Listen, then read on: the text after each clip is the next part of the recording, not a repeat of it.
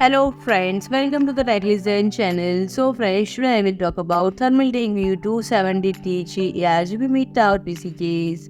So friends, it is characterized by its Pillarless design and tempered glass panels on both the front and left side. It is available in black, white, hydrogen blue and matcha green. The design includes the top mesh panel that supports a 360mm radiator and additional space for two 120mm fan beside the motherboard tray, and it features enhanced airflow through mesh panels located on the lower front and side. The case allows for various fan setups including up to three 120mm or two 140mm fans at the top, a 120mm or 140mm at the rear, and three 120mm fans over the power supply cover.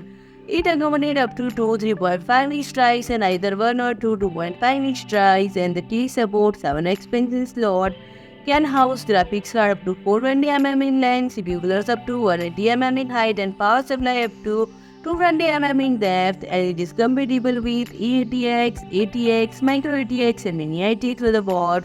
So friends, if you like my video, please do like, share and comment, and don't forget to subscribe my channel and press the bell icon.